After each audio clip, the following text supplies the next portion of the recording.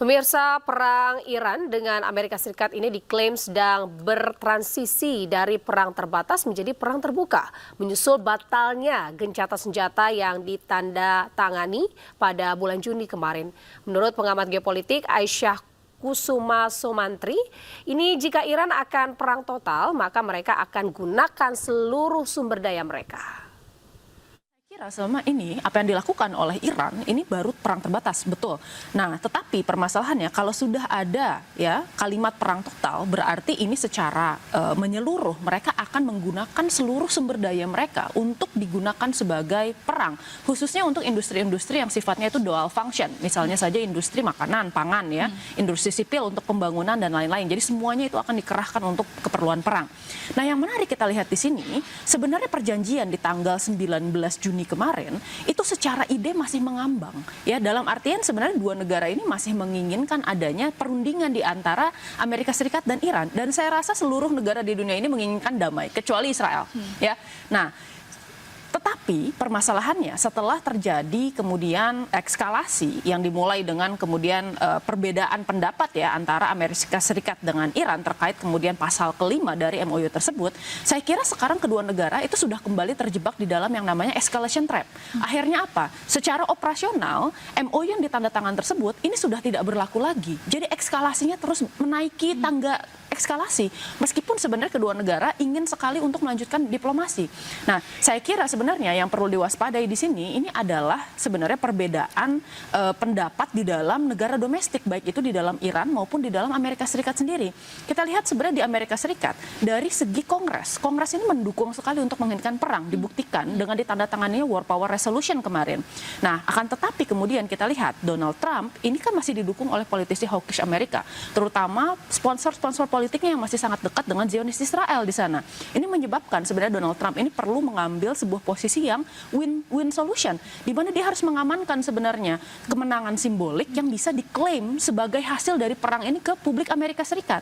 Jangan sampai legacy yang kemudian dimiliki oleh Donald Trump itu dikenal sebagai seorang presiden yang tidak bisa menyelesaikan perang yang dimulainya. Nah, sekarang kita bisa melihat bahwa eskalasinya masih terus naik turun. Kenapa? Karena kedua negara saat ini itu terjebak dalam yang namanya adalah teori chicken game theory ya, di mana keduanya tidak mau nih kalah karena mendeeskalasi. Maka dari itu dua-duanya mengekskalasi terus-menerus karena mereka merasa bahwa kalau saya deeskalasi saya akan merugi.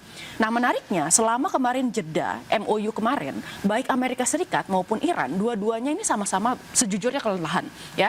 Amerika Serikat ini kelelahan karena hampir 50% stockpile munitionnya itu digunakan di Timur Tengah, sementara dia masih harus menggunakan deterrence ya di kawasan seperti Indo-Pasifik atau kemudian Eropa. Nah, sementara Iran, saya kira mereka sebenarnya ini cukup kelelahan secara ekonomi. Meskipun mereka resilience, tetapi memang ini berdampak besar embargo Amerika Serikat. Pertama, kita lihat ya, blokade Amerika Serikat itu membuat Iran merugi sekitar 435 juta US dollar ya di dalam satu hari. 13 miliar dalam satu bulan. Berarti itu kan angka yang cukup besar. Itu sama jumlahnya seperti anggaran pertahanan Iran sekitar 11 miliar US dollar dalam waktu 1 tahun gitu. Nah, akan tetapi yang cukup menarik dari Iran, menjawab pertanyaan Mbak Zila tadi, Iran ini sebenarnya memiliki kapasitas untuk bisa melakukan replenishing supply mereka itu dengan cukup kuat, dengan cukup cepat. Kenapa? Karena kalau kita lihat misalnya saja produksi dari drone Shahid 136 ya, dalam satu bulan dia bisa menghasilkan sekitar 50 sampai 100 model gitu, dan itu sebenarnya angka yang cukup besar. Sekarang kita lihat dari Amerika Serikat, mereka membutuhkan waktu kurang lebih 4 tahun untuk bisa memproduksi dengan skala penuh di awal perang ini. Itu kan sebenarnya kemampuan yang sangat berbeda jauh. Nah, sekarang kita lihat sebenarnya Iran sendiri ini sudah lama dihajar Amerika Serikat untuk menerima punishment, dalam artian apa? Dilemahkan itu kekuatan ekonominya, termasuk diantaranya adalah menghilangkan kemampuan mereka untuk bisa beroperasi sebagai masyarakat modern dengan menghancurkan pabrik petrokimia, jembatan, lalu fasilitas publik ya, kemudian pembangkit listrik dan lain-lain. Jadi yang sebenarnya diincar oleh Amerika Serikat adalah mencoba untuk memiskinkan Iran, menghilangkan kapasitas Iran untuk bertahan sehingga Iran kembali ke meja perundingan. Jadi kita sebut namanya adalah coercive diplomacy.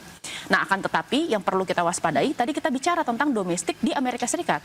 Lalu kemudian sekarang kita bicara juga tentang domestik di Iran. Karena sekarang sudah mulai ada perpecahan antara kubu progresif dengan kemudian kubu konservatif yang kemudian dipimpin oleh Mojtaba Khamenei. Tapi Mbak Isya, kalau kita lihat strateginya Iran ini cenderung menyerang begitu ya negara-negara teluk, bukan armada dari Amerika Serikatnya sendiri.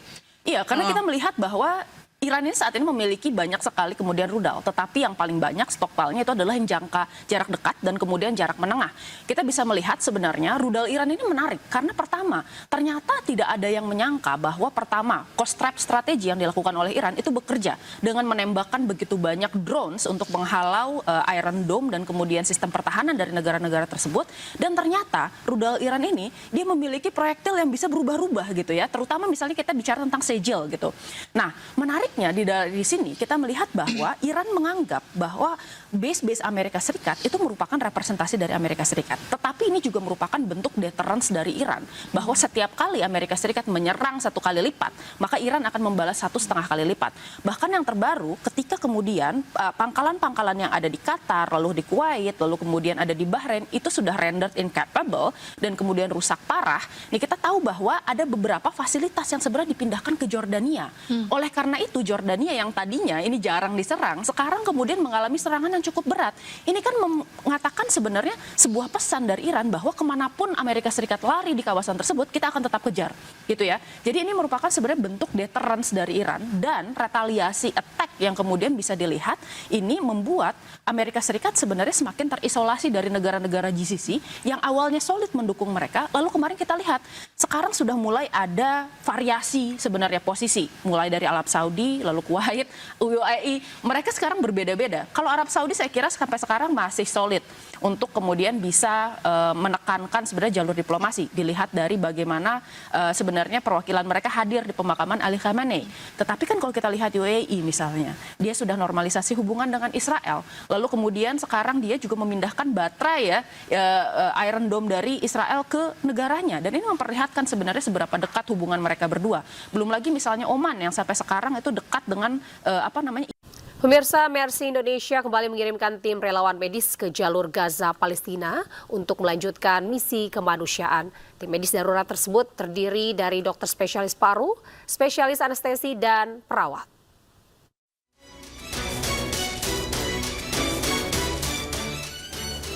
Mercy Indonesia kembali memberangkatkan tim medis darurat ke-14 untuk melanjutkan misi kemanusiaan di jalur Gaza, Palestina pada Senin. Emergency Medical Team atau EMT terdiri dari 3 relawan medis, yaitu dokter spesialis paru, spesialis anestesi, dan perawat. Mereka berangkat dari Jakarta menuju Yordania sebelum memasuki jalur Gaza melalui perbatasan Karem Shalom. Keberangkatan tim medis darurat dilepas oleh relawan dan staf Mercy serta keluarga. Dokter relawan medis Lius Hariman mengatakan bahwa masyarakat Gaza hingga kini masih sangat membutuhkan bantuan dari luar. Sehingga Mercy terus bekerja sama mendukung pelayanan kesehatan di wilayah tersebut.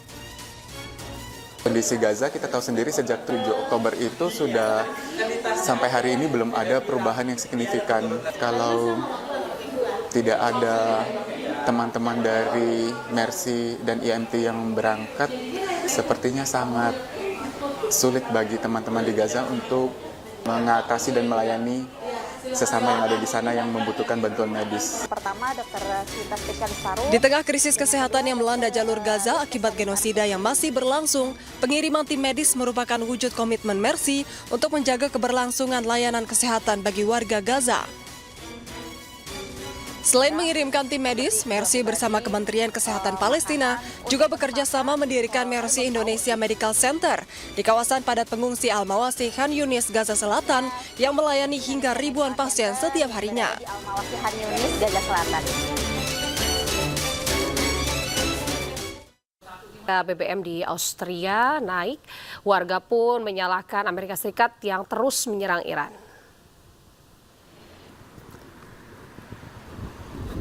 Warga Branau, kota perbatasan Austria ini mulai merasakan dampak kenaikan bensin.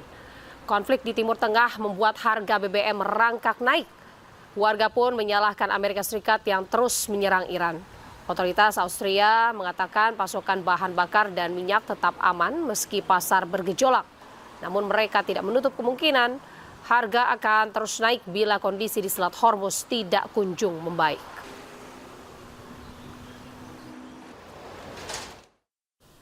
Tidak hanya di Eropa, pemirsa, BBM di Palestina pun merangkak naik. Pasokan ke Palestina juga semakin terbatas. Antrian panjang kendaraan terjadi di pom bensin yang berada di seluruh kota Ramallah, Palestina. Mereka tidak hanya membawa kendaraan tetapi juga wadah plastik. Hal ini terjadi karena semakin menipisnya cadangan BBM. Kementerian Keuangan dan Otoritas Perminyakan Umum Palestina menyebut konflik regional yang tidak kunjung usai membuat stok BBM terus berkurang. Pihak berwenang mengatakan terus berupaya untuk meningkatkan jumlah pasokan bahan bakar dalam beberapa hari mendatang.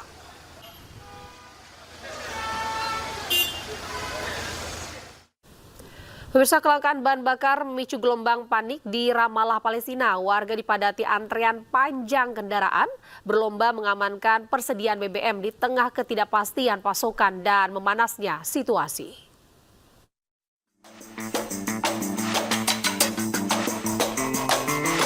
Puluhan stasiun pengisian bahan bakar di kota Ramallah dipadati antrean panjang kendaraan. Warga berbondong-bondong mengisi bahan bakar setelah muncul kekhawatiran atas terganggunya pasokan BBM. Deretan mobil mengular di depan SPBU, sejumlah warga terlihat mengisi bahan bakar ke tangki kendaraan. أنا صعب جدا جدا يعني أنا جاي من حوار شغال في بيت حنينة فانقطعت في البنزين برام الله وبدي أوصل بيت حنينة ومش قادر أوصل الشغل لأنه ولا نسبة بنزين نهائيا يعني كعب الزك في السيارة زك لحتى أقدر إني أعبي بنزين وهذه المشكلة إنه فيش بنزين يعني طلع الأزمة تقدر يعني نص نهارك مشان تعبي بنزين نص نهار بدي مشان أعبي السيارة بنزين أحط فيها بنزين يعني بحط بمية لكن ليش أعبيها أحط بمية.